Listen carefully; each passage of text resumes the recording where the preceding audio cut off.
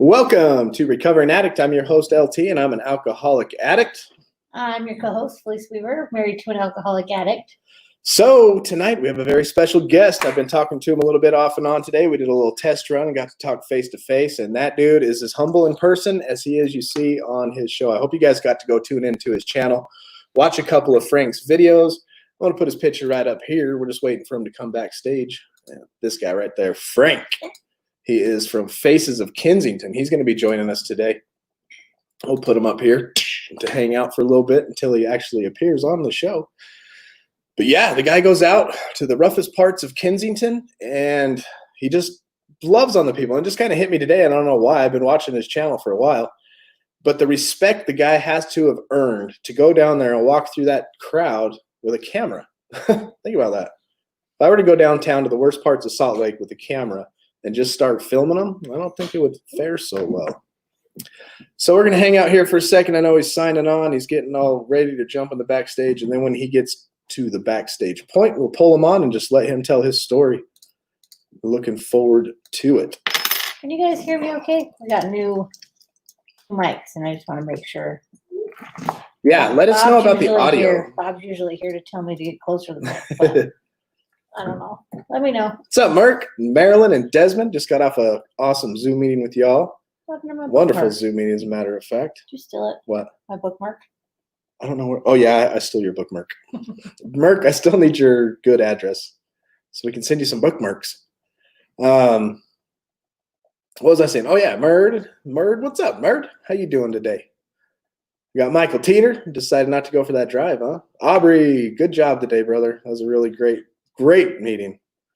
And that got me too. I was talking, or what Cherie said in the Zoom meeting, when the guy said, alcohol is a downer, but when you drink it, it's like an upper to you guys. You know, to me it was.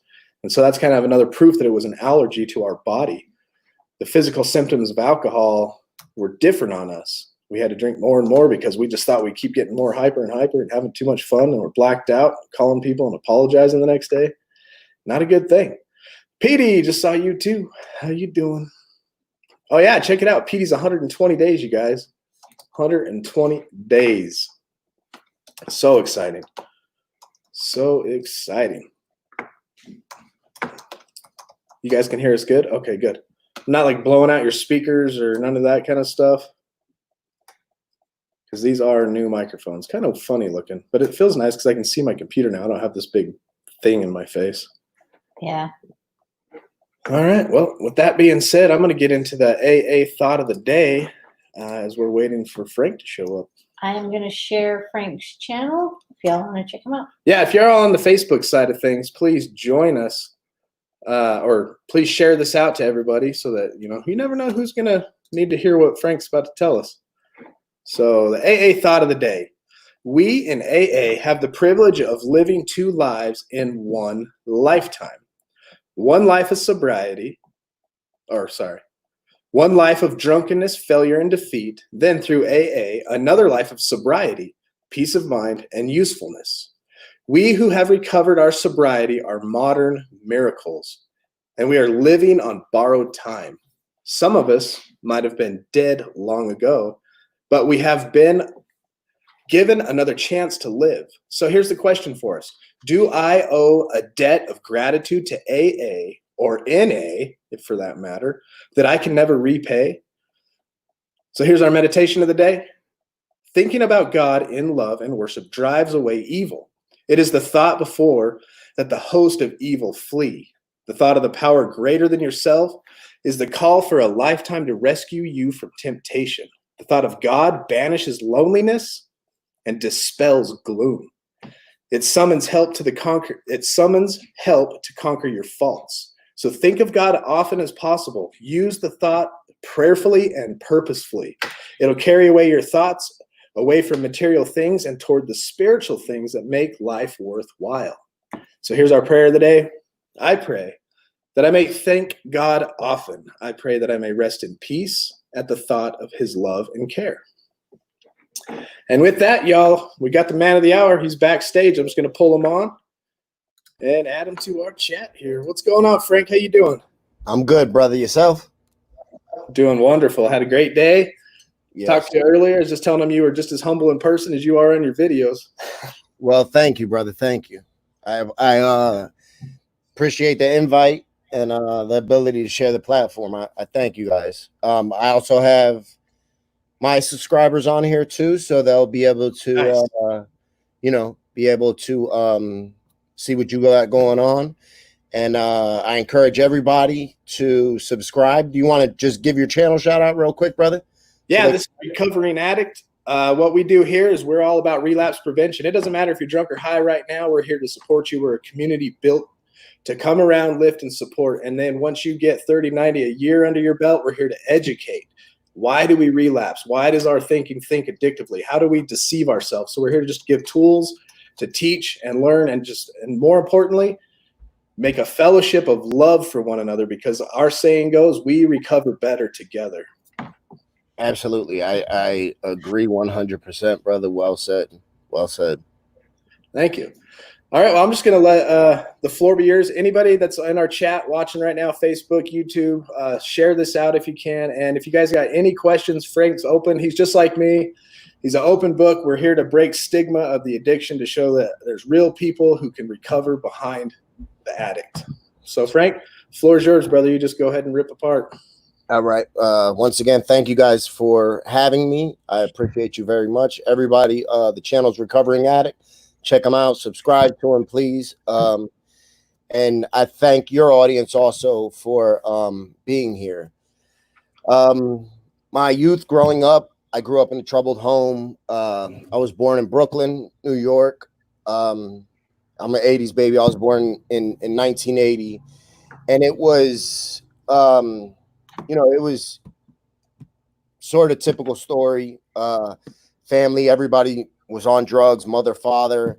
I went to live with my grandmother when I was young. I was probably, maybe not even a year yet. I went to live with my grandmother because my parents, they couldn't take care of me anymore. My father was involved in the streets, selling drugs, using drugs, gang life, in the 80s was extremely prevalent in New York.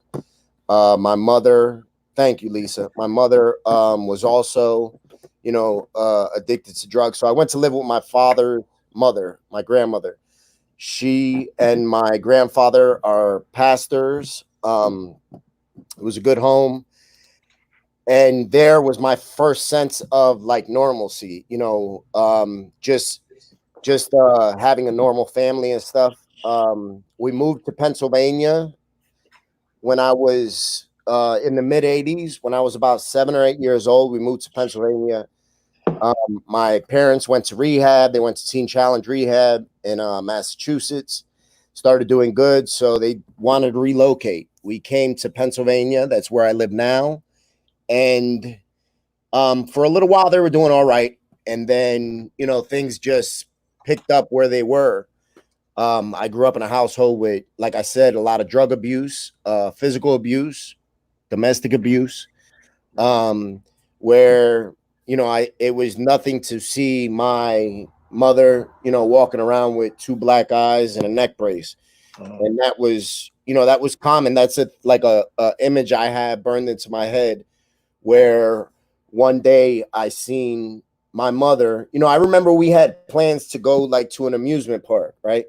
And the day that we were supposed to go, we stood at my aunt's house. And the night before, my dad had beat up my mom real bad. And I remember when I seen her that morning, she had 2 black eyes, a neck brace, and she was beat up bad. And that was like my earliest moment that I knew, of course, I seen domestic violence in my house, but that was like the earliest moment that I recall that things were just out of hand. Growing up, it was nothing to see my mother, my father, other family members nodding out, cigarettes falling out of their hands, burning holes in the couch, all that type of stuff. My father was also physically abusive to me, which later on in life led to me having a lot of issues with men, with dealing with my emotions, with being, the need to be like super macho and stuff like that. So we moved to Pennsylvania. All through my younger, grade school, get in trouble. I always had problems with male authority figures. 5th grade, I'm fighting my 5th grade teacher. Middle school, I'm fighting my middle school principal. High school, I'm fighting teachers. So it was my younger years were very chaotic. I used when I was a teenager, I would smoke weed and drink, more like a social thing, because I didn't like the way it made me feel. I remember that not enjoying the way it made me feel. And then I was in trouble with the law. I grew up in foster care, bounced around from one foster home to another on a constant basis. And then at the age of 15, I remember I at the age of 14, I got into a fight with a teacher. So I got expelled from one school. I ended up going to another school. And during that time, I bounced around like 5 different schools because I was constantly getting in trouble. So I remember I was supposed to start a new school, and my mother didn't have money to get me clothes for school. So I decided it was a genius idea, and I went out and stuck up a Burger King. And I was 15 years old, thought it was a great idea. I ended up getting arrested 2 weeks later, charged as an adult, went to prison at 15. Before that was, that was my introduction to prison. Before that, I grew up, like I said, foster care, juvenile homes, juvenile placements, all that type of stuff.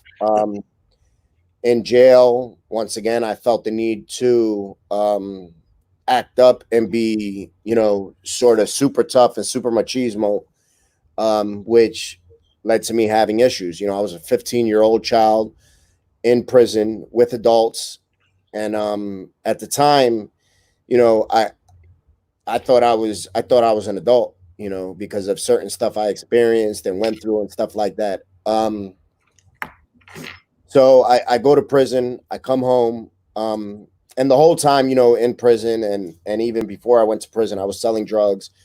But it was just, sort of to get by, to have money. I used to give my mom money when I sold drugs to help pay the bills and stuff like that. So I end up, spending 17 years in prison on and off for for that robbery, for aggravated assault, for selling drugs. I like I said, I spent 17 years in prison. 2002, I end up coming home from a prison sentence, and then I am doing good, not getting in no trouble or nothing. And I'd say maybe, I don't know, maybe a year after I get home, my mother was killed in a car accident. And that was 2 days after that was the first time I decided to pick up a drug in my adulthood. I don't know what it was to this day. It was just recommended by a nurse that was also a friend of mine, and said, take this to calm your nerves. Yeah, I've seen that. I could tell when you looked at her that, yeah. So I could tell that, that she told me, she just said, look, this is what people do when they're grieving. So I took the pill, and it put me to sleep. And when my mother was killed in a car accident, I had to identify her body. So that image, every time I try to go to sleep, that image was stuck in my head. And it was horrible, so I don't get no sleep for like 3 days. The nurse recommends that I take something. I take it, puts me to sleep good. So I remember she gave me like 2 pills. I took one that night, one the following night. And then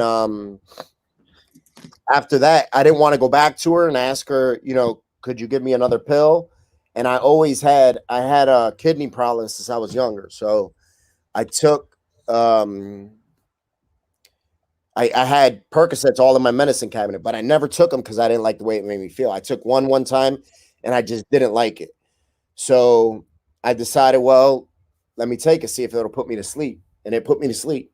That started the beginning of my addiction. I started taking Percocets at first just to go to sleep. And then I started to take them to wake up. Then I started to take them because it was raining, because it was sunny, because I was happy, because I was sad. Yeah. You know, everything. I was just, you know, how that goes. I started.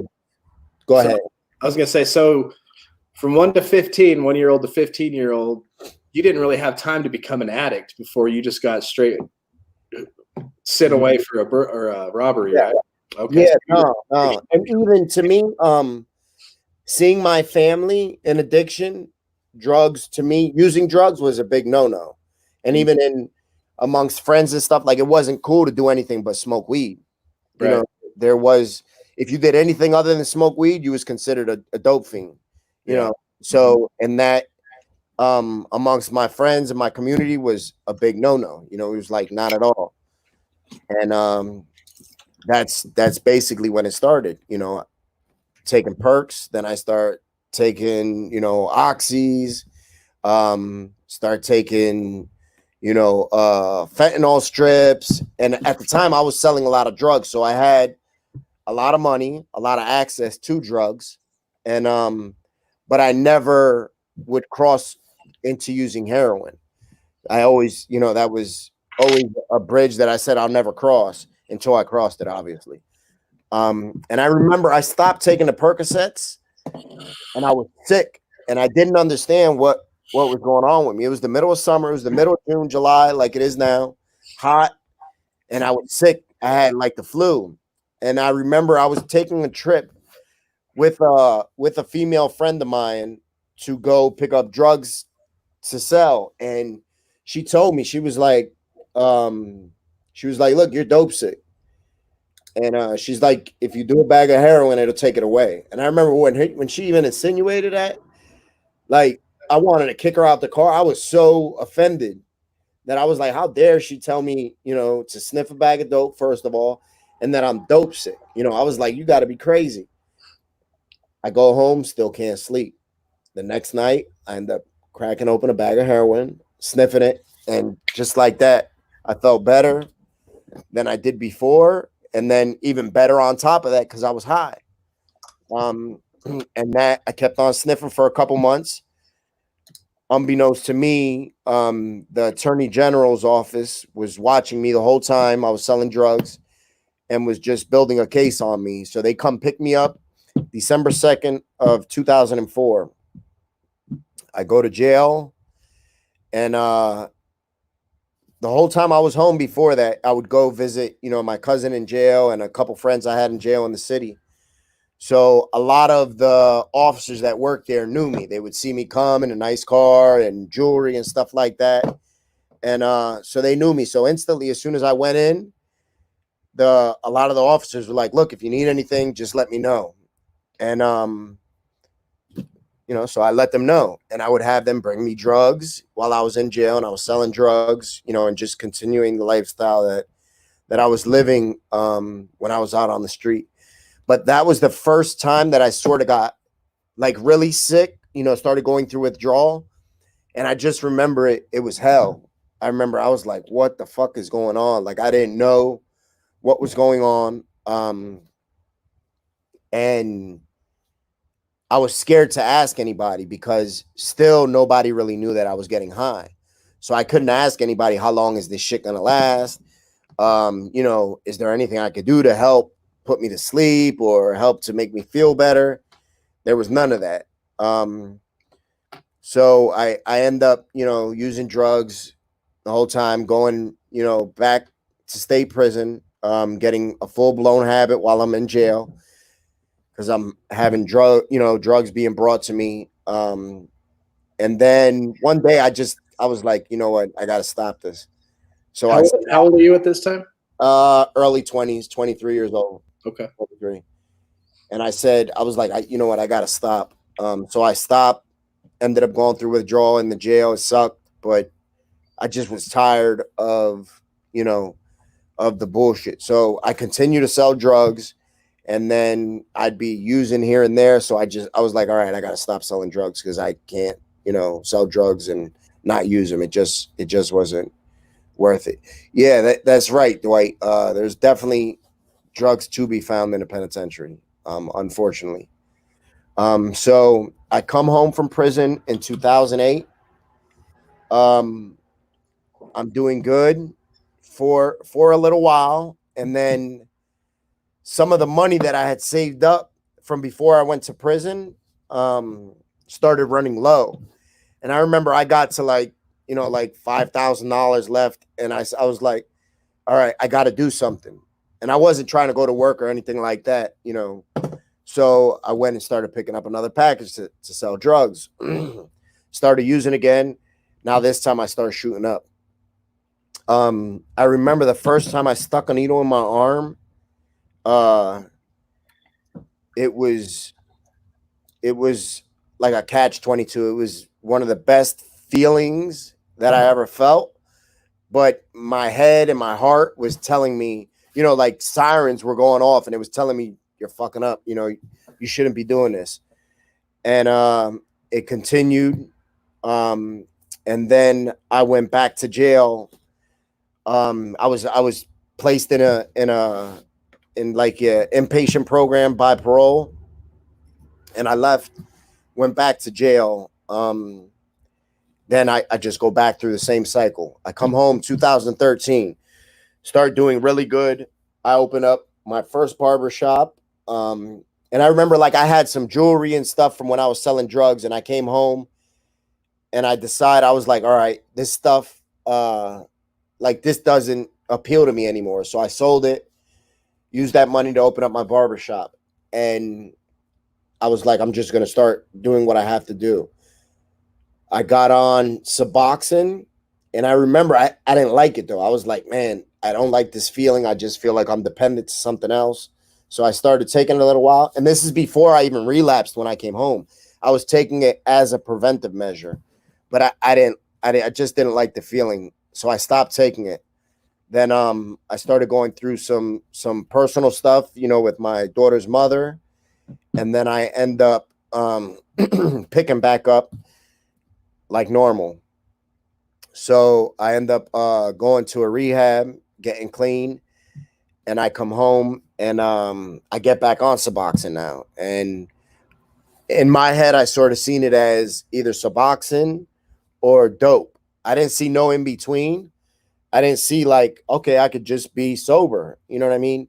And while I say that, I also want to say something too, that a lot of people, even on my channel and people that I speak to, a lot of times would be like, well, it's not really sober because I'm on Suboxone, and I always tell them, look, whatever keeps a needle out of your arm or a pipe out of your mouth or whatever your vice is, so be it, and if anybody that truly cares about you, they're going to be all right with you being on Suboxone or being on methadone or being on Vivitrol or whatever it is,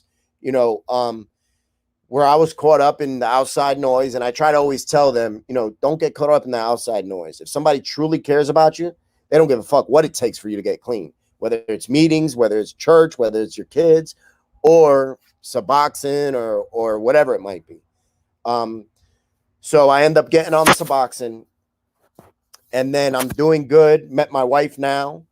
And then an old case pops up on me. When like I'm starting to do good, I gave everything up and literally started living the way that I felt I should live. And I started, just taking one step at a time. But I still had this case over my head. So in the course of that, my wife ends up getting pregnant. And this is before we're married. 6 months into our pregnancy, I end up going back to jail for that case. Now, when I go back to jail, I absolutely, yeah, any means necessary. Exactly. You know, we do anything to get high, so we should do anything to get clean. If we want to truly get clean. So now when I go back to jail, usually I'm in trouble in jail. I'm selling drugs in jail, sending money home, having money in the penitentiary, and living basically penitentiary rich. And this time I was like, I have a good woman at home. I need to get back to her ASAP. So I completely stay away from everything that I used to be involved in jail. Come home 2.5 years later and come home to nothing.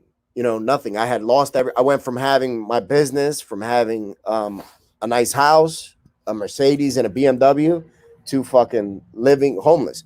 Me and my wife and our children were sleeping on a mattress on the floor in my mother-in-law's house. And I remember one time my son, he was about 2 years old, and he rolled off the mattress in the middle of the night. And we were sleeping like up on a loft.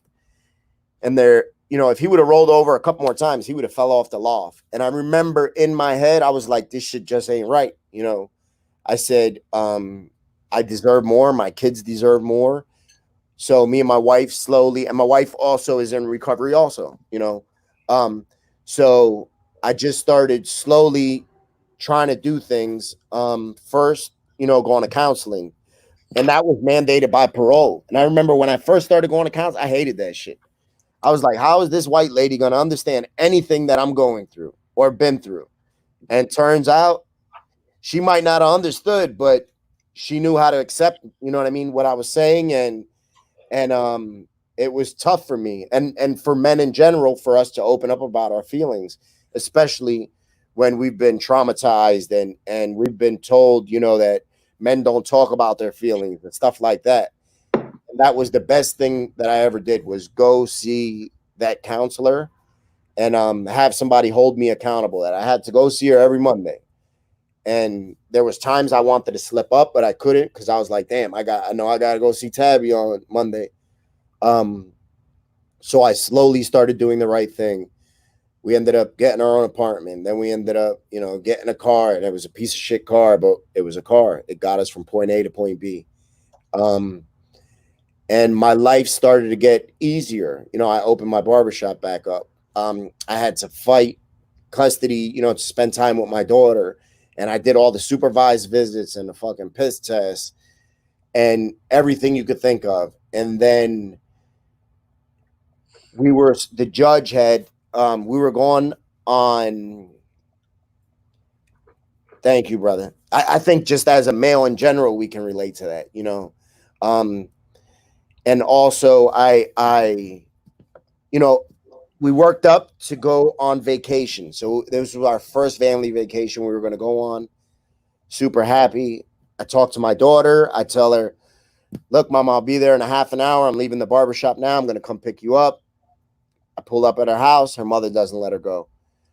She was just doing it to be spiteful. We had a court order in place. Judge told her, let her go. She was just, she was extremely spiteful.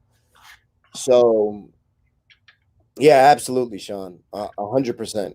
Yeah, we get all those feelings because we're so used to not feeling anything.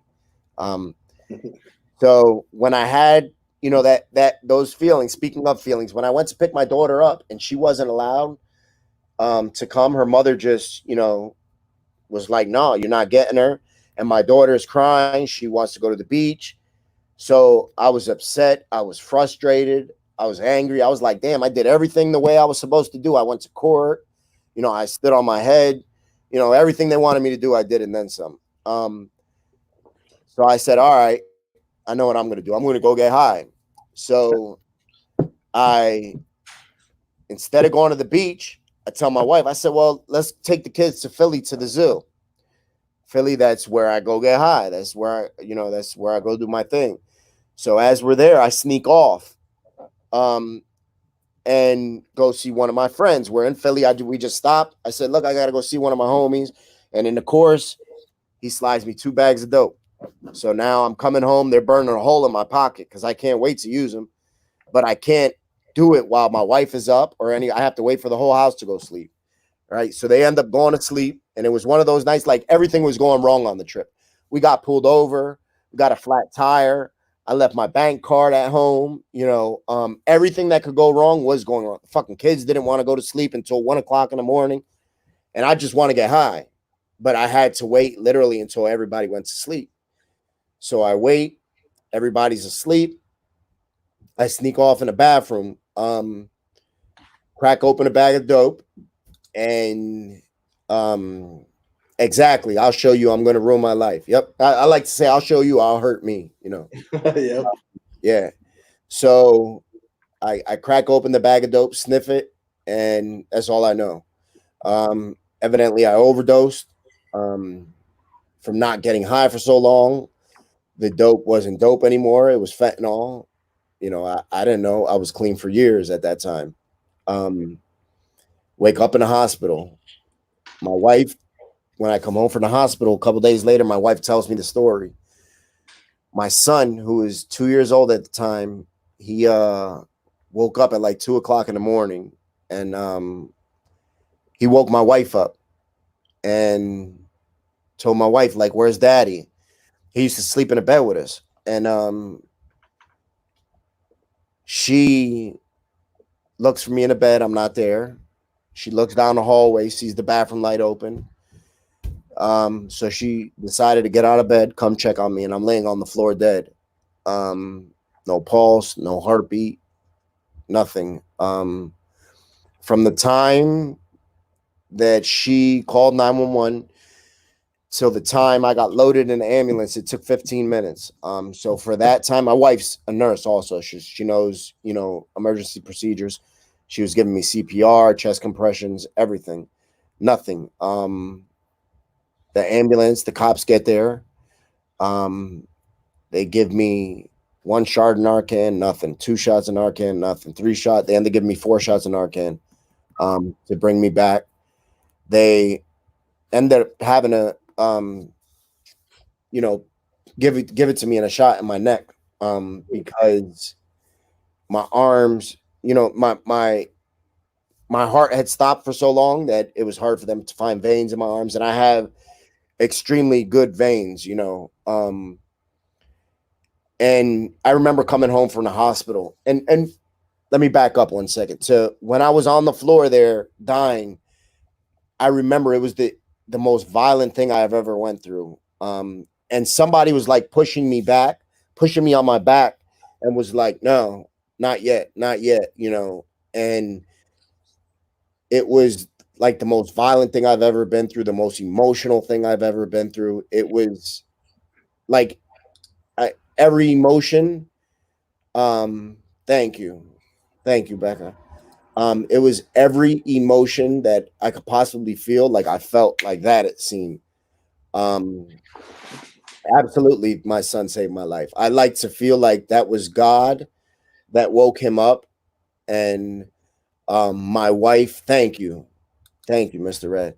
Like it was my wife who listened to him. Because if my son wakes me up at 1:30 in the morning, be like, where's mommy? I'm be like, man, take your ass to sleep.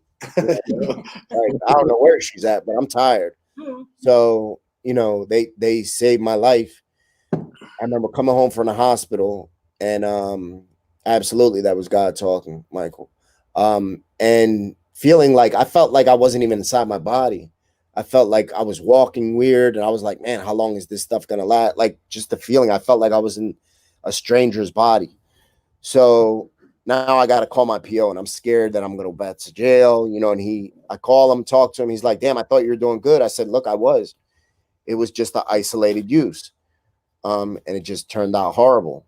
So I go to rehab, and the whole course of in rehab, I'm sitting in the fucking front row of every single meeting. I'm taking notes. I was there like you would have thought I'm getting a class on how to make $1 million as soon as I'm out of this program, because I'm there soaking everything up. And it reminded me of being younger and being in those meetings and seeing those people. Absolutely, I'm blessed. Thank you, brother. I appreciate that. I remember seeing those people that look like me when I was in that rehab in that front row, because I realized now it's life or death. It's not about getting high and losing my car or losing a relationship. It's about losing my life. And I remember seeing those people in the meetings when I was a little bit younger and a little less wiser. And I didn't understand it. And instantly that second I got it. So I come out of the program. Thank you, Ricky. Thank you. And I start doing what I have to do. Now I got to start all over. As far as goes with my daughter, you know, custody visits and stuff. Me and my wife, we just make a pact with each other to hold each other accountable for everything. So I open my shop back up, start taking things slow, going to meetings. I was making every single meeting. If there wasn't a meeting, I was finding a meeting. And if I couldn't find the meeting, I was talking to a sponsor. Or there was times where I just had to go over to my homie's house that he was also in recovery, and I had to tell him, look, I just need to sit here. I don't care if you talk to me. I don't care if you go to sleep. I just need to sit here because I know I'm not going to get high here. And it was extremely hard. It was frustrating. I remember times, you know, going to my pastor and just be like, yo, I need to come over and just crying because I was so frustrated and wanted to get high and just wanted to take the easy way out. And but I told myself, thank you, Lisa. Alicia. Okay. It took me a second.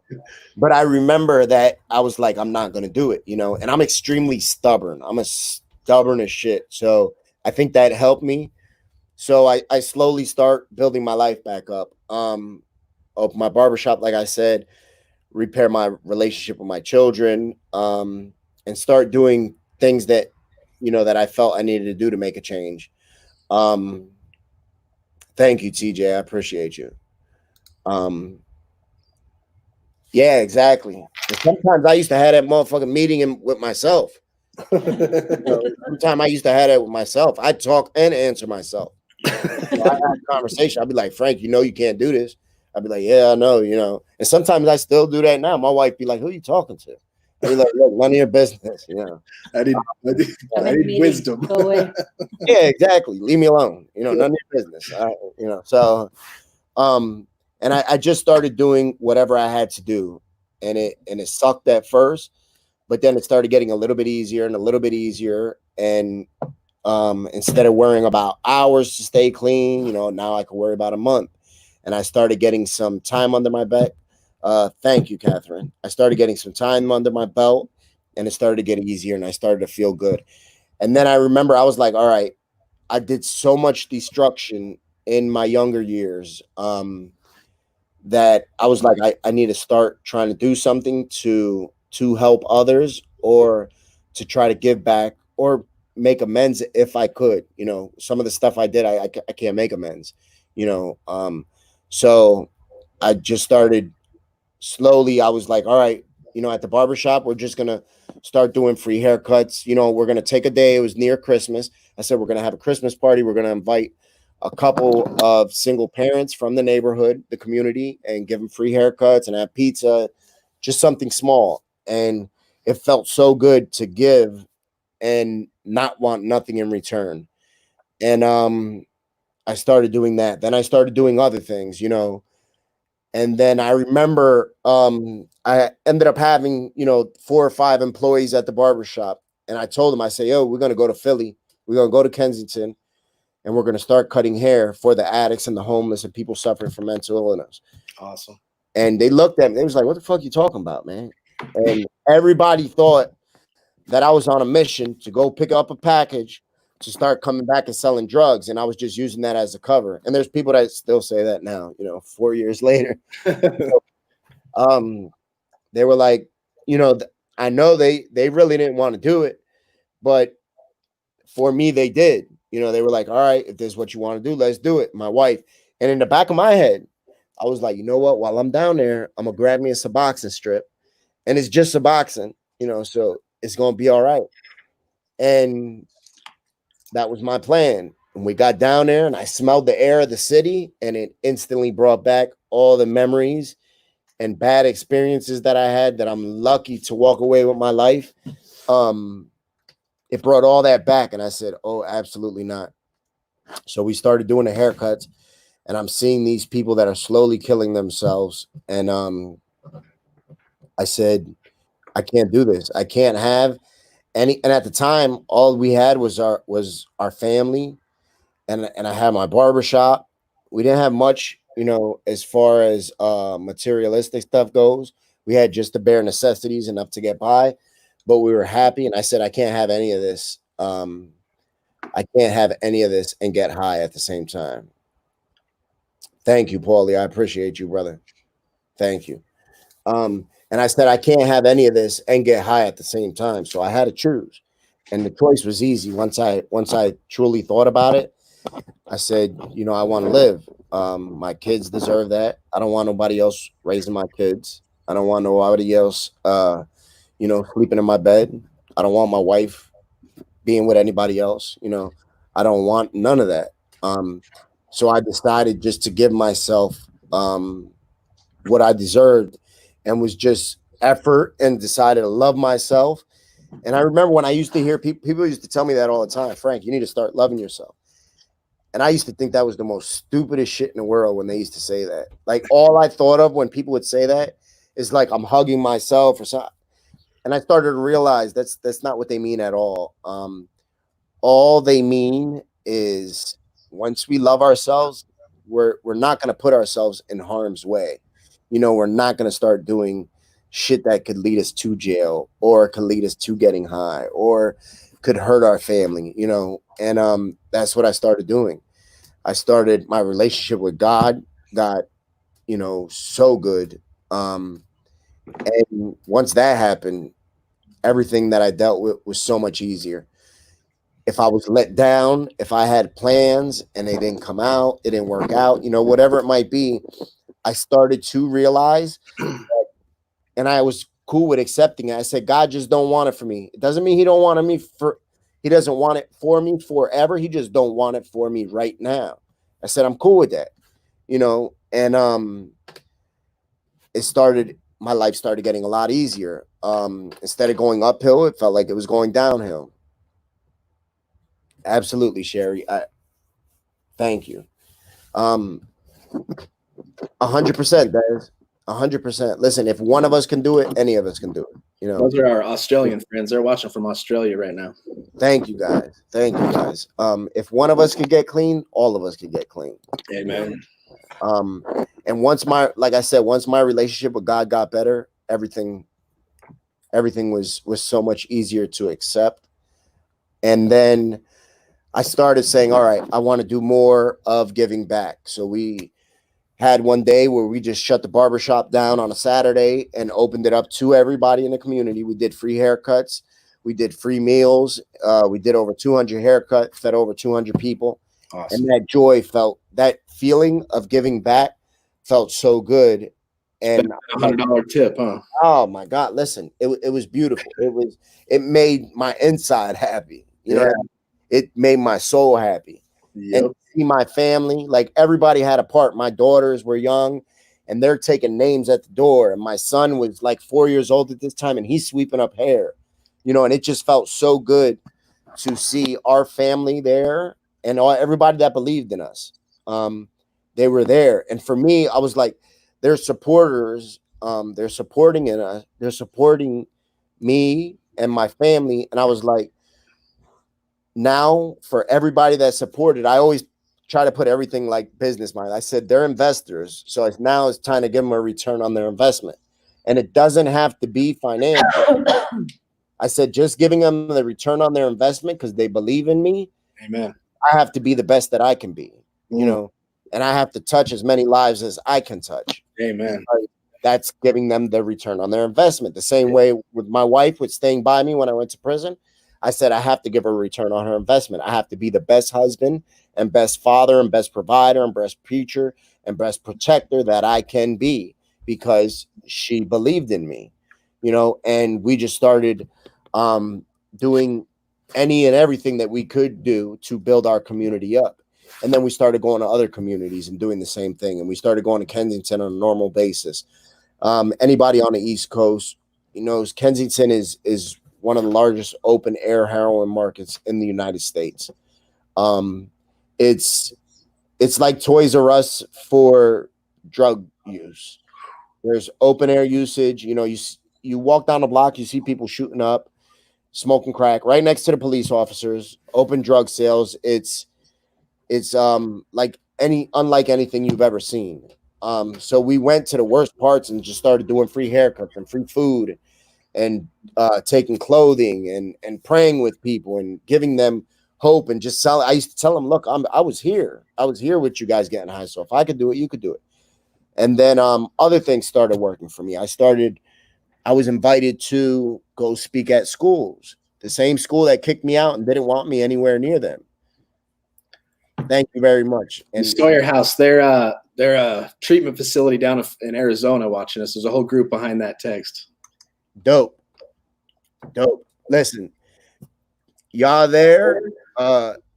This message is specifically for you guys, right? Because us that even if we have 10 days clean or 1 day clean, or we're not even clean at all, but you guys are in the right place. Take advantage of the time you have, because there's people literally dying in the streets to have that opportunity you have. Amen. Take advantage of that and use that wisely.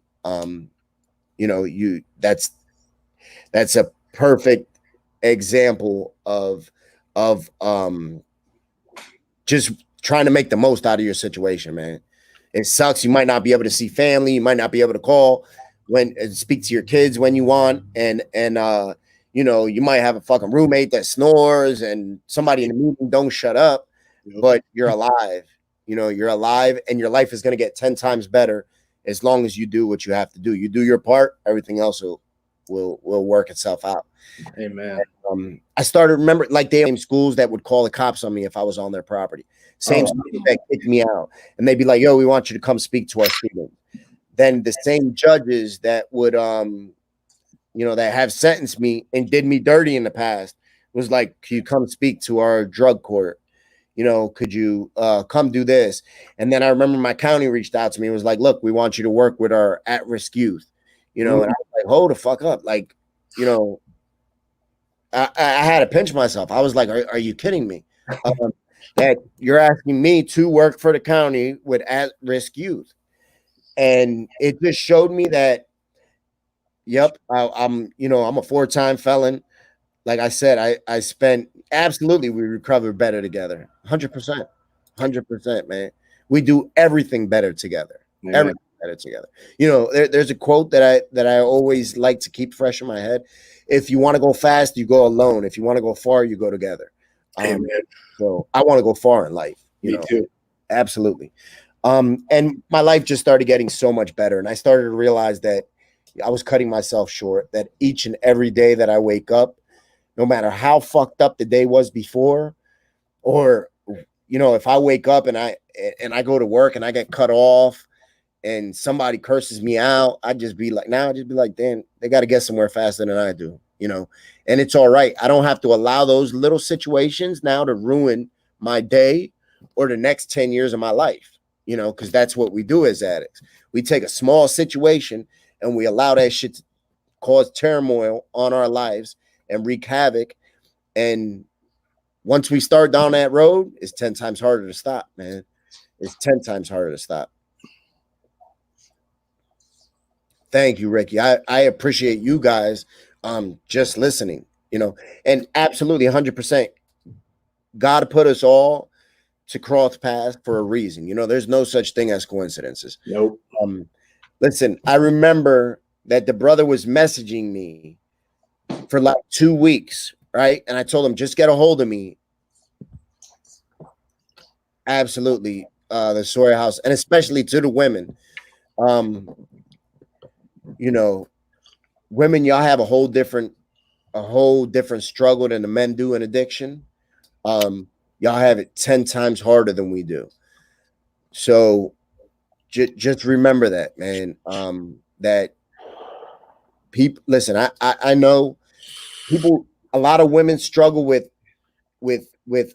situations in their addiction and be like, I've done this or I've done that. Listen, somebody's gonna love you. Somebody's not gonna give a fuck about nothing that any of us have done in our addiction. Yep. Remember that. Sometimes it's hard. Sometimes we do some foul shit in our addiction. Each and every one of us. But just remember, somebody's gonna love you. You know, I can promise you that. You know, and I think about there's a guy out here in Philly right now. You know, he's preying on the people in Kensington. They just found a young lady, 23 years old, stuffed in a suitcase, cut up. They found another young lady, same thing, cut up, thrown in the river. You know, so he's preying on these women out here. So the ladies there, keep that in mind, man. Keep that in mind. That I'm sorry, I'm sort of going off track, but please keep that in mind, because you know, the same way that's somebody's daughter, that's somebody's mother, that's somebody's sister, you're somebody's daughter, you're somebody's sister. People love you, people care about you that you don't even know.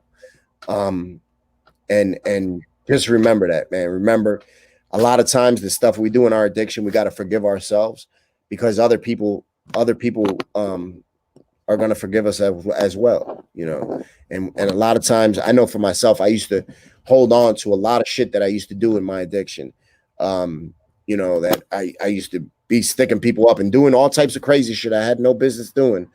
Thank you, Petey. That, you know, I took it took me a long time to forgive myself when other people wasn't worried about that. So for the females in the Sawyer house, man, love yourself. You guys are all special. You're all beautiful. You know, that somebody's gonna love you guys if they don't already, you know. And the women, when I go to the places to speak, you can see the women and the men. The women struggle so much more, you know, with getting clean because of different things. Thank you, Mr. Red. You know, and the women, guys, it's nothing for us to go out in our addiction and, you know, fuck our appearances up, but for a woman, that's so much of a bigger deal, you know. So I just encourage you guys to you know, to take that opportunity you have, because there's literally people dying out there to have that opportunity. You know, and now that I'm September, I'll have 4 years clean. My life is so much better. It's not perfect, but it's dope. Is dope. My life is so much better. I wake up. We just had a daughter. I wake up to my 2 month. She's not even 2 months old yet. Her, you know, sometimes like scratching on my face and stuff is so much better than being woken up dope sick, or being woken up to have to run to the bathroom to go get high, or being woken up to have to jump in the car and drive 2 hours to go get high, or being woken up by the count bell, you know, any of that shit. It is so much better. I'm able to be with my family, and I'm here, and I'm present also. You know, because sometimes we'll be here and we'll not be present because we're fucked up in our addiction. And we think we're doing everything we should do. You know, and we'd be like, well, my kids are fed. Thank you, Dwight. Our kids, thank you, Petey. Our kids are fed, you know, they're not homeless, they have what they need. So we think we're being good parents, when in reality, you know, we're really not. Thank you, Sky. I appreciate you. Thank you. Just thank you. Thank you. You know, and something that I always say to the people on my channel, I'll usually do a live in the evening time and just talk, and we have a dope community there. And I just tell them, look, it costs $0 to be nice to somebody. Just to tell somebody, you see him, how you doing? Have a good day. I like your sneakers. I like your hair. I like your hat. I like your clothes. You know, thank you. Please. That little stuff goes so far in life. And then when you start doing that stuff, that shit comes back with interest. It comes back with interest. You'll find other people going out of their way just to tell you hello. And you learn to let all the little stuff, you'd be like, that ain't shit. You know, it's no big deal. Once we have that positive mindset, you know. And for me, I think back sometimes on the way I used to think and view life, and I'd be like, damn, what the fuck was I thinking? You know what I mean? That I would, you know, be like, oh, I'll show you, I'll go hurt me. You know, what type of dumb shit is that? You know what I mean? And I always, when I go to schools and speak to the kids, I always give them this analogy. I said, look, if at the age of 16, if they told us, look, you can get one car, right? Any kind of car you want, pick it out and it's yours. But that car had to last us the rest of our life. And we could pick out any car. We would make sure that bitch, the oil was changed. We would put good gas in there. Motherfucking windshield wipers would be new. Tires would be new. We wouldn't let nobody smoke in it. We wouldn't be fucking banging on it, you know. But we would do that for a car, something materialistic that can be replaced. But we don't do that with our own lives. We get one life. That's it. And we tear our fucking bodies down. You know what I mean? We tear our bodies down. We put poison in our bodies and we're slowly killing ourselves. Yep. But if it was something materialistic, we would take care of it, you know. And it's just so much better, you know, what we put in our lives, we get out.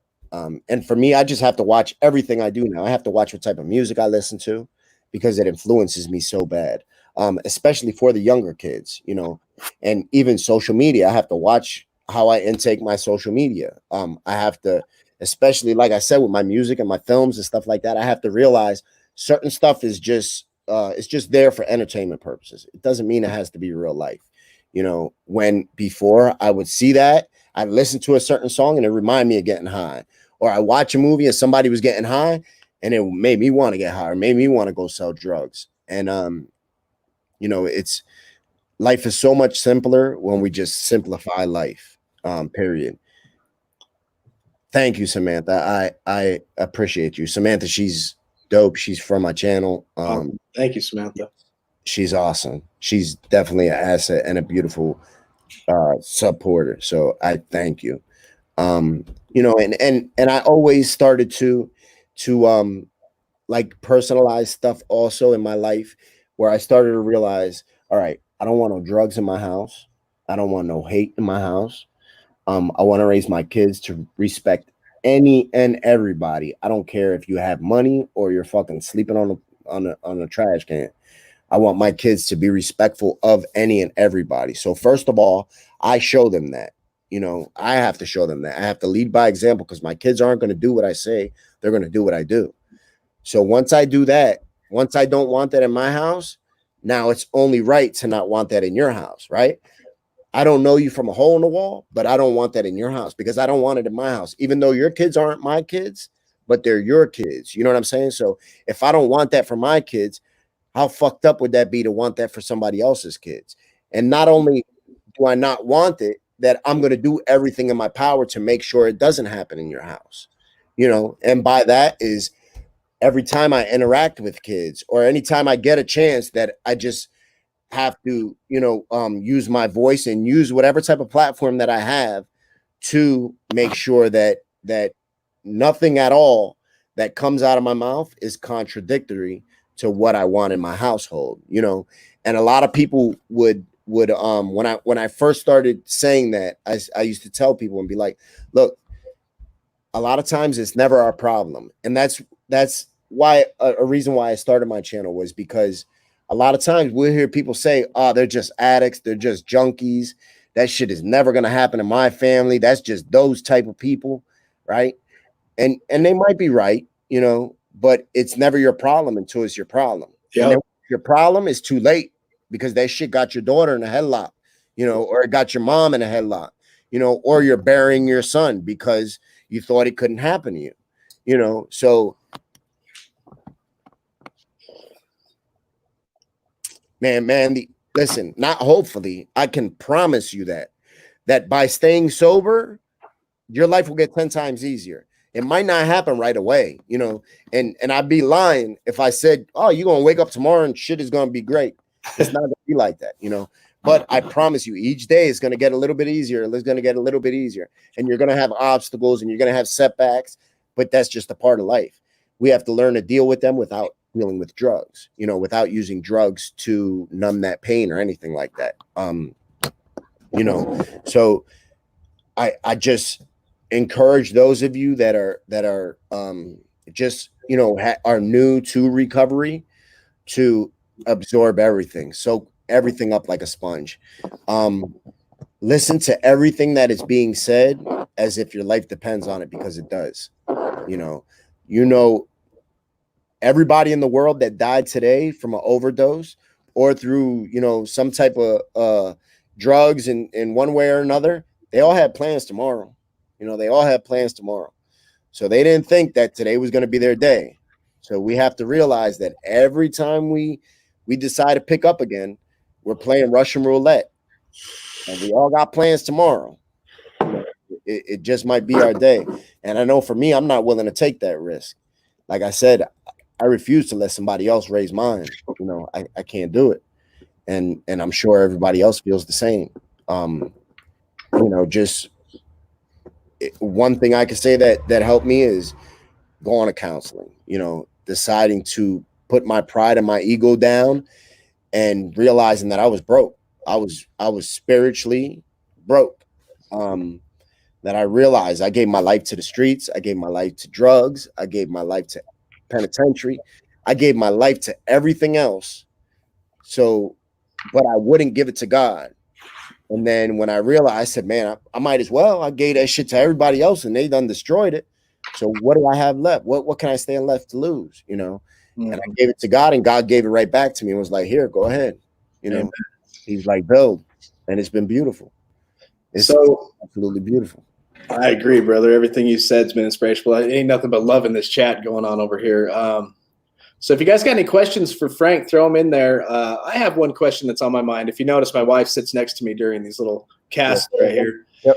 And she had to live with me as I was this is before I was a tweaker, and then I became just a full-fledged blackout drunk. And she had to live through years of that. Where did your wife find her strength as she was waiting for you and while you were running as an addict? To be honest, I don't know. She seems, listen, I think she knew me before my addiction also. And me and my wife, when we were together, our addiction, like we used a couple isolated incidents, a couple isolated times, but we didn't have an addiction together. So my wife basically got to know she previously she knew the worst of me, and then she got to see the best of me. And I think that she realized, like I said, she was like, I think this is worth just investing some time and being patient. And if I'm wrong, then I'm wrong. But if I'm right, then it pays off, you know. And I think that's something also that we have to do with our women that stay by us. We have to place them on the biggest fucking pedestal, because first of all, it's not easy just to be in a relationship, period. Now, to be in a relationship with somebody that drugs are in play, and then with the drugs comes the mental health and everything else that comes with that shit. We have to celebrate them. And for me, I tell my wife, and she knows it, I'd be like, you, whatever I got, you can have and then some, you know. And I don't mean, and that has nothing to do with materialistic or financially, you know. My heart is yours. That's it, you know. And I owe it to you to be the, like I said, be the best husband, be the best father, be the best preacher, provider, supporter that I can be, you know, because you accepted me when I was fucked up and you believed in me and you supported me. And that's the same thing she did with you. You know what I mean? She believed in you and supported you when probably, you know, other people was like, no, I got to cut my ties or keep them at arm's length, you know. And it's nice when we can give them a return on their investment. Ain't nothing better than that, you know. Amen. We can do that. What we love. The Vivitrol shot. All right. I always speak on this on my channel. When I first got clean, the first 6 months I got clean, I was on Vivitrol. For me, that was the best decision I ever made, because I don't think I would have made it those first 6 months, in which I wouldn't have had my time now. And I encourage anybody that is on the fence about Vivitrol, get it. What's the worst that can happen? You know, what's the worst that can happen? It takes that decision from being minute by minute or day by day or hour by hour to being month by month. Those cravings will come and pass. I noticed when I was on Vivitrol, I didn't have cravings. I didn't have none of that shit, you know. So I would definitely recommend, you know, getting on Vivitrol. It's a shot you get once a month. that blocks opiates, it blocks cravings, and it's, for me, it helped to save my life. You know, I would recommend that to anybody. Yep, Andy, go get it, man. Go get on it, and you know, um, your life gets easier because it sort of takes that option and blows it out the window. You know, and sometimes we need that. Sometimes we need all options and all plan Bs to not be an option. You know, because sometimes we'll use any excuse to fuck up. You know, we've all done it. So I just encourage you guys, anybody that's on the fence about Vivitrol, get it. You know, I always, like I said, I always like to personalize stuff. So I always like to think, if my kids were getting high, would I want them on it? 100%. So yeah. why not get on it myself? You know, That's a I good got on it, I was on it for 6 months, and then I was like, all right, I need to see if I could do this on my own, and I was able to. And then about 2.5 years into my recovery, I had to get back on it because I had some friends that were killed, and I had a lot of stuff that I was going through, and it brought back these feelings, and they became familiar, and I was able to recognize them before it became a problem. And I had to go back and see my doctor. I said, look, doc, I got to get back on Vivitrol. He's like, all right, bet. Got back on it, and then I was able to get back off it when I felt comfortable. And I'll do that again if need be in the future, you know. awesome, man. Thank you very much. No problem. Becky says, make sure to keep that Vivitrol appointment every month until you feel ready to stop and not use again. Absolutely. Listen, it's like an hour out of your day once a month. You know, it's an hour. That's it. Once you get on it, how you get off it. You could just stop taking it. There's no withdrawal effects. Nothing like that. Nothing like Suboxone or methadone or anything like that. It's super easy. You get it a shot once a month. They give you a shot in the ass. That's the worst part, you know, and you don't have to worry about getting high. And then if you want to stop taking it, you stop taking it. No withdrawal effects, no side effects, really, nothing. I would recommend it for anybody that's struggling with opiates or alcohol. You know, it was originally invented for alcohol, and then they realized it also works on opiates. Yep. So when I went to detox for alcohol, I was on I was on the naltrexone. It's kind of similar. Yeah. Me on that for, I think I was on it for about a month. Yeah. Awesome. In Ashley, that's a good question. And this is only for me. I thought Vivitrol was 10 times better than Suboxone. Suboxone, I felt as though I still needed something every day to keep me clean. So I felt like I still had a, you know, like a ball and chain, where the Vivitrol, it wasn't like that. And Suboxone, sometimes I would feel high off of it, you know. Vivitrol is not, you don't feel nothing off Vivitrol, you know. So for me, it was better, but once again, that's, you know, that's going to be unique to every single person. Everybody's different. Yep. Awesome. Is there any other questions anybody in the chat has for Frank before we wrap this up? Ricky says, shit, dude, that's what's up. Thanks for the info. Absolutely, brother. That's what we're here for, right? Whenever we have a community, we're supposed to help each other. Exactly. And when we help each other, if, you know, I always think of it as if everybody does a little bit, nobody has to do a lot. Imagine we got a grocery car full of fucking car full of grocery bags, right? If everybody takes up 5-6 bags, one person don't have to take 50, you know, and we get the job done quicker like that. We've been going through this book called Addictive Thinking, Understanding Self-Deception. And one of the things that it's been talking about in there is like the Dead Sea or the Great Salt Lake. It's a stagnant, saltwater, just disgusting lake because it has no outlet. And on one individual personal note, just like you're doing, all the blessings you're receiving, you're letting it flow out. So it's keeping your lake clean and fresh. You know what I mean? Absolutely. We have to. You know, the best thing, I believe, is when we get in a position to help others, right? it's dope when we're in a position to do good for ourselves. That always feels good. But when we get in a position to help others and we expect nothing in return, um, there's no feeling like that. And I've always believed this and expressed this also, that the more I take care of others, the more God takes care of me. You know what I mean? The more I do for others that can't do for themselves, the more God does for me. Amen. And it's a blessing, you know.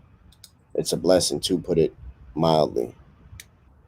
100%, 100%, Alicia. 100%. You have to give it away, you know. And we can't wait until it's our problem, because then it's too late. You know, if that shit is in our household, it's too late. What if we could have done something to prevent it when it was down a block, or before it even got on our block, so it doesn't even have to reach anybody we know, you know? And that starts by us just doing what we have to do and taking that time to wish others well and just doing good. You know, because the worst, I mean, excuse me, the strongest thing against addiction is a recovering addict, you know, because we're going to tell them, listen, when we see those new people that are just new to addiction, we're going to be like, oh shit, you don't have no idea what the fuck is going to happen. Look, I'm going to tell you what's going to happen. You're going to be fucked up. You're going to hate everything about yourself. If you can brush your teeth in the morning, you're going to hate the person that's looking back at you. You know, you're going to want to kill yourself. You know, you're just going to hate everything. Your family's not going to trust you. Everybody that you love, you're going to hate the worst. I mean, you're going to hurt the worst, you know, and when you tell them that and they start looking at you and they be like, oh my God, you know, and we all know when somebody is speaking from experience, you know, and when they hear that, you know, they quickly realize, all right, I need to do something, you know. Will do, Becca. I think it's because you had your I shirt. got closed down, so I just hit record on my phone, so I'll upload this for you guys. I think it's because you had your shirt off. That's what I was thinking too. That's for my OnlyFans page anyway. You know what I'm saying? Yeah, who cares? I was like, what? I mean, I didn't hear no music or nothing. Yeah, exactly. Well, that's the way I come now. You know. It's all good. Yeah, but you know, it's just a blessing. Yeah, newcomers are, you know, they're like babies. That's the way I like to liken it. The baby in the house gets the most attention. Why? Because they need the most attention. Oh yeah. Right? Yeah, because they can't necessarily do for themselves, right? And then once they get a little bit older, they learn how to walk and they learn how to use the toilet and get food for themselves, right? And then we trust them a little bit more. Then we let them go to the backyard by themselves, you know, and stuff like that. But when they're babies, they need the most attention. And it's up to us, the parents, and that's just the people that are a little stronger in their recovery. It doesn't mean nothing about who has the most time, because we all just got today. It's just the people that are a little more firm in their foundation of recovery. Yep. We have to reach out to them and let them know, look, it's going to get better. Because we can all go to a meeting and you could pick out the people. You could just look at it and be like, damn, I know what that one's going through. This one's fucked up. You know, I can see he got some shit on his mind. And it's just pulling him to the side and being like, hey, you all right, man? You know. Yeah. Thank you, Ashley. Thank you. We had an awesome God moment today. I was looking for some soundproofing stuff, so I went down to this store that I Googled, but it happened to not be a store. It was just a factory. So I went walking through this factory, you know, and a guy comes up to me and we talk for a minute, and it's like, no, we're just a factory. So I leave. And as I'm backing out of the thing, all of a sudden he comes walking out and he's like, hey, I seen your hat, because my hat says recovering addict. Ooh. And he's like, you know, he gives me, I need some help, man. And so dude, it was amazing. We all got chills in the truck, and it was a God-given day today, man. Absolutely. Listen, I'm a barber, so in my chair, I have that happen so much. Oh, and I sort of feel the ones that just need a little bit more speaking to. And I think because in my community, I'm well known. So I think that there's people that they need help, but they're just sort of scared to ask for it. So they'll make an appointment or just come into the shop, and I'll ask them, you got a certain barber you want to go to? And they'll be like, yeah, you know, and we'll just start talking. and it'll come up in conversation. They'd be like, yeah, I'm struggling, you know, or I just got out of rehab, or I don't know what to do. And when they come to us, it's our duty. If we don't want to see this cycle, you know, continue, it's our duty to take those 5 minutes out and just speak to somebody. You know, because that shit literally could mean the difference between life and death. Yeah. I was just thinking about the blessing, the fact that your occupation and trade is a barber. Mm-hmm. Just to be a barber alone, a person has to accept you in their space. You know what I mean? Yep. You already broke that barrier just a little bit and gained that trust, you know? Yep, exactly. I always like to feel like I'm a barber because that gets me in the door with people. Absolutely. You know, that just gets people to sort of lower their guard down and gets me in, and then I have them in my chair for 10, 15 minutes. Use that time wisely. Amen, man. We have to use that time wisely, no matter what it is. You know, sometimes it's just to be positive. Sometimes it's just to be like, you know, I don't know. It's, you know, a little bit of positivity goes a long way. You're welcome, Dwight. We love you, brother. Thank you, Dwight. It goes a long way. So just be nice, especially with the climate in America. Thank you, man. Especially with the climate of America right now, you know, a little bit of positivity goes so far. Just to tell somebody, like I said, just try it tomorrow. You know, just tell somebody, how you doing? Hold the door for somebody. Be like, thank you. You're doing a good job. You got a coworker. I see you. You're doing a good job. Somebody that's just starting a YouTube channel. I see you. You're doing a good job. Keep it up. You know, that little stuff like that. When we hear that stuff, that makes us be like, all right, I can do this. I can do this. You know, it feels good. There's no better feeling than positivity and just showing love to everybody. Yeah, especially to addicts, because we've been learning in our book that of course addicts have a low self-esteem and inferior. So anytime you get a chance to praise them, praise them. Yep, absolutely. It's a huge deal.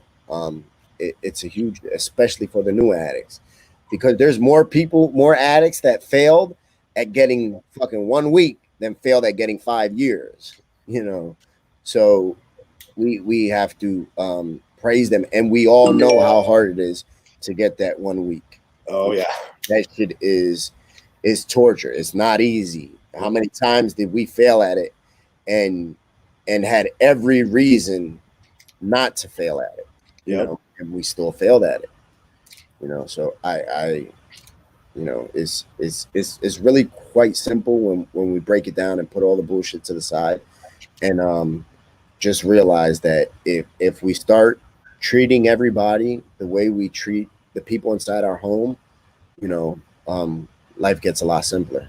You know, life gets a lot simpler.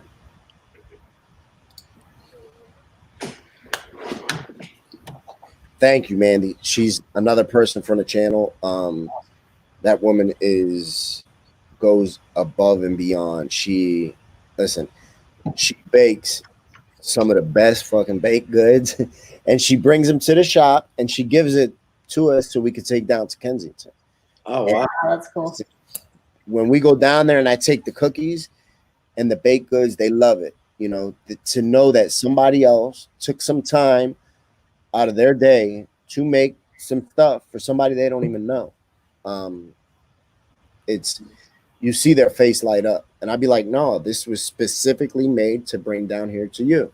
You know, this wasn't something we went and bought. Somebody specifically took their time out knowing this was coming to you, that they don't even get to see the faces that are eating them. You know, they don't get to see that they don't get to get that joy, but their joy is in giving, you know. And it's beautiful. She's absolutely awesome, and we have so many of them on the channel. You know, that is, I always say that we have like the dopest community and family on the channel on YouTube. I'm sorry, but I'm sorry, brother, but we're coming up right behind you. Yeah, absolutely. You know, and now we're a community together. Absolutely. You know? We're all together anyway. Yes. I love it, brother. That is so awesome. Good job, Mandy, on you cooking and just giving. Just being selfless, man. Yeah. You know, and just being a human being. You know, because once we start being a human being, it breaks things down real quick. You know. Yeah. That's cool. Awesome. Well, anybody got any other questions for Frank while we start closing this up? Frank, you got anything you want to leave us with? And then we could say the story there or whatever. I just thank you guys for the opportunity. Anything that I could do to help, like I told you before, you have my number. You know, it's just all about, you know, helping us. And you know, there's, like I said, there's enough hate in the world and negativity in the world. Just try tomorrow being nice to somebody for no fucking reason. Yep. No reason. And I promise you, it'll be worth it. Yeah. And you're going to want to do it the next day, and you're going to want to do it the next day and the next day. And then somebody else is going to see you and they're going to be like, oh, I'm going to do that too. You know, it's nice. It'll catch like a wildfire. You know, just love and positivity. Mr. Red says, thank you so much. Thank you, brother. I thank you. I don't even know you, but I thank you. You know, just for being here and for supporting. Thank you, Michael. Absolutely. That's all we need to do is learn to treat everybody the same way we treat the people in our house. Yep. And life gets a lot easier. A whole lot easier. Agreed. So we like to close with the Serenity Prayer and a little prayer after that. You want to stick around and pray with us? Absolutely. This is my son, Link. There's a cool story we'll have to share with you. He got his head crushed 3 years ago, and oh wow, he's a different type of recovery, but a miracle nonetheless, like a straight up miracle. I'll share that story with you sometime. Yes, please do. Well, nice to meet you, young man. Nice to meet you too. All right, ready? God, grant me the serenity to accept the things I cannot change, the courage to change the things I can, and the wisdom to know the difference. And dear God, thank you so much for Frank and what he does in Philly. I ask that you just bless him and let his work go, just the love and the warmth be blessed, Lord, and return the blessing to him and to those who are out there and the suffering addicts that, you know, just a few may be saved, dear God, through your power. And thank you for everybody here in the chat. And we just ask for blessings and love, and that we will tomorrow make a commitment to go be nice to just one person, no matter what. We pray this in your name. Amen. Amen. Amen. All right, brother. Stick around here just for a second. I'm going to close this up. See you guys tomorrow. We'll be back here at 8 o'clock. You know what we do. We'll be on chapter 13, Admitting Errors of Addictive Thinking, Understanding Self-Deception. But until then, y'all, do not put yourself in a high-risk situation. Stay strong, work your programs, and remember, we recover better together.